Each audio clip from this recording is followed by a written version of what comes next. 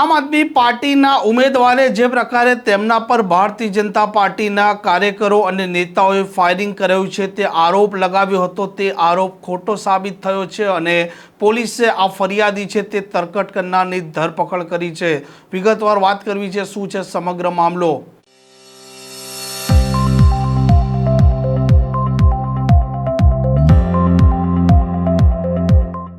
નમસ્કાર, આપ જોઈ રહ્યા છો હોટલાઇન ન્યૂઝ અને હું છું આપણી સાથે તોફિક ગાંચી। ગીર સોમનાથના ઉનામાં એક મામલો સામે આવ્યો હતો, જેમાં આમ આદમી પાર્ટીના ઉમેદવાર અજય બાંભણિયાએ આરોપ લગાવતા કહ્યું હતું કે ભારતીય જનતા પાર્ટીના કેટલાક લોકોએ તેમના પર જીવલેણ હુમલો કર્યો છે અને તેમના પર ફાયરિંગ પણ કર્યું છે। આ ઘટનાના પગલે પોલીસ પોતે પણ દોડતી થઈ હતી, કેમ કે સ્થાનિક સ્વરાજની ચૂંટણીનો માહોલ છે અને એકાએક આ મામલો સામે આવતા કાયદો વ્યવસ્થાને લઈને સવાલો ઊભા થાય તે એક સ્વાભાવિક બાબત હતી। પોલીસે આ મામલે अलग अलग दिशा में तपास करी, अलग अलग एंगलो चकासे एफएसएल नो रिपोर्ट मेळववामां आव्यो, परंतु कोईपण जग्याए फायरिंगनी घटनाने समर्थन मळ्युं नथी अने अंते पोलीसे तपास जे प्रकारे करी तेमां आ फरियादी जे पोते ज आम आदमी पार्टीना उमेदवार हता अजय बांभणिया तेमनो दावो खोटो साबित थयो અને પોલીસે તેમની જ હવે ધરપકડ કરી છે। આમ આદમી પાર્ટીના ઉમેદવારની વાત છે તે ખોટી સાબિત થઈ છે અને આ મામલે નિવેદન પણ અધિકારીનું સામે આવ્યું છે।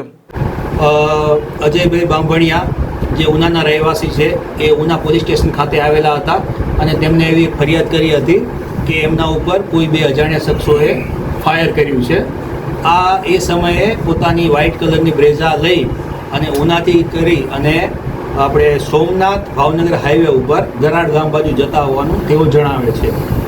એઓ પોલીસ સ્ટેશને આવ્યા પછી એમની તબિયત થોડીક નાદુરસ્ત જણાતા અને પીએસઓ પાસે એમને રજૂઆત કરતા હતા। એ દરમિયાન તેઓ ઢળી ગયા હતા અને એમને તાત્કાલિક પોલીસે હોસ્પિટલમાં ભરતી કરાવ્યા હતા, જેથી તેમની પ્રાથમિક સારવાર થઈ શકે।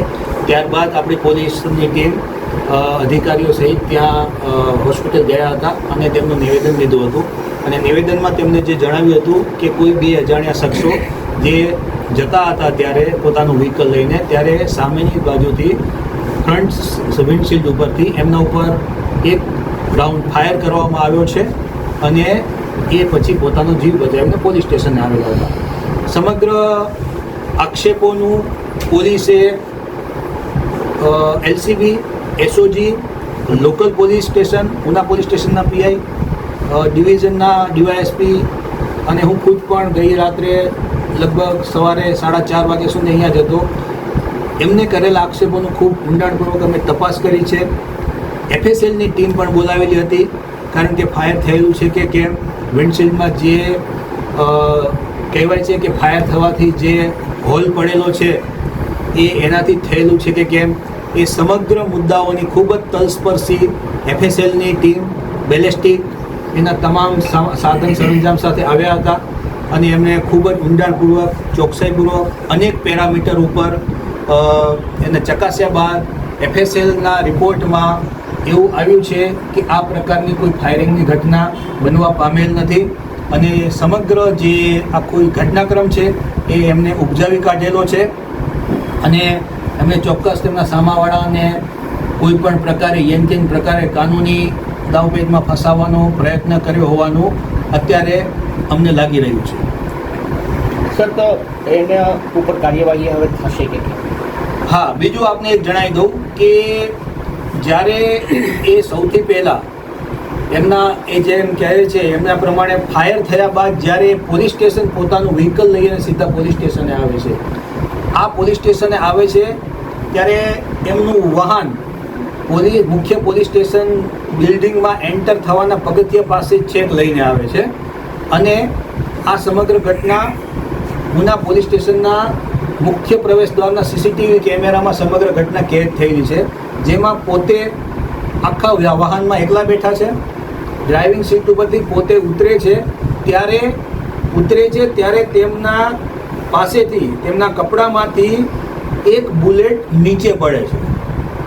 એફએસએલ પરીક્ષણમાં અમે આ બુલેટ આપી એને કબજે લીધી, કાયદેસર બધી વિવિધ પ્રોસિજર ફોલો કરી અને એ જ્યારે અમે એનું પરીક્ષણ કરાવ્યું છે ત્યારે અમને આ બુલેટ જીવંત હોવાનું જણાયેલ છે। કોઈ પણ વ્યક્તિ પોલીસ સ્ટેશનમાં આવે છે અને જીવંત બુલેટ લઈને આવે છે કે પોતાના કબજામાં આર્મ્સ એક્ટ પ્રમાણે હથિયાર કે ફાયર આર્મ્સના કોઈ કારતૂસ રાખે તો એ આપણે જાણીએ છીએ કે આર્મ્સ એક્ટ પ્રમાણે એક ગુનો બને છે. તો આ બુલેટ એમની પાસે ક્યાંથી આવી, શા માટે લાવ્યા હતા? કારણ કે જો ફાયર થયેલું હોય એમના આક્ષેપ પ્રમાણે તો બુલેટ લાઈવ તો મળવી જ ના જોઈએ. બીજું કે બુલેટ મળે છે તો FSLએ વિવિધ પરીક્ષણ કરે છે, એના ઉપર ગન પાવડરની કોઈ હાજરી જણાઈ આવેલ નથી. જે જગ્યાએ વિન્ડશીલ્ડ ઉપર બુલેટ ફાયર થઈ છે એ જગ્યાએ પણ FSLએ વિવિધ પરીક્ષણો કર્યા છે, એના ડાયામીટર માપ્યા છે. બુલેટનો જે ડાયામીટર છે અને વિન્ડશીલ્ડમાં જે હોલ પડ્યો છે એના ડાયામીટરમાં પણ ઘણો બધો અંતર આવી રહ્યા છે. આ પણ શંકા ઉપજાવે છે.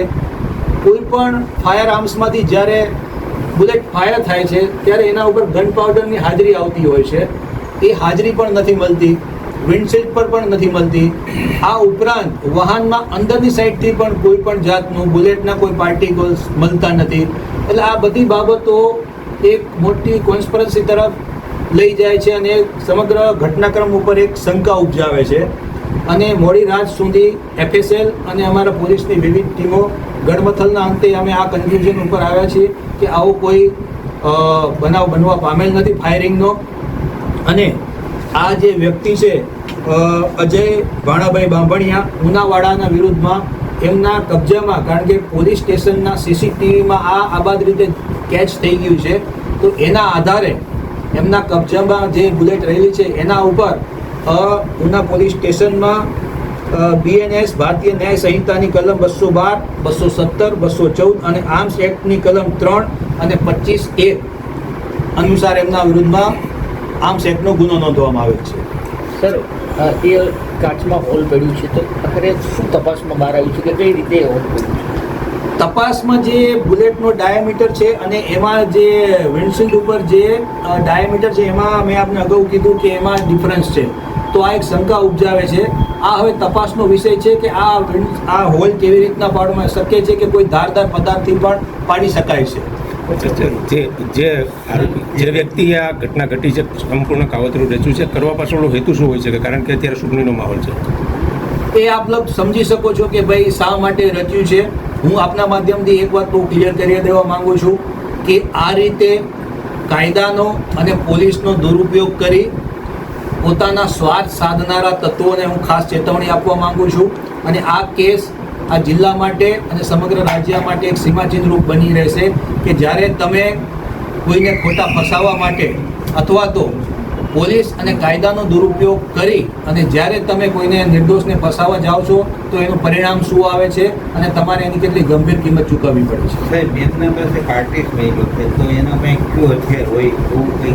અત્યારે એ કાર્ટિજ સામાન્ય રીતે જે દેશી કન્ટ્રી મેડ હોય છે, જેને આપણે સામાન્ય ભાષામાં કટ્ટો અથવા દેશી તમંચો કહીએ છીએ, એવાનું હોવાની અમને અત્યારે શક્યતા જણાઈ રહી છે. આપણે કંઈ કબજે કર્યું એવું કંઈ? હાલ પૂરતું કબજે નથી કર્યું, કારણ કે અત્યારે અમારું ફોકસ ફાયરિંગ થયેલું છે કે કેમ એ ઘટના ઉપર જ રહેલું હતું.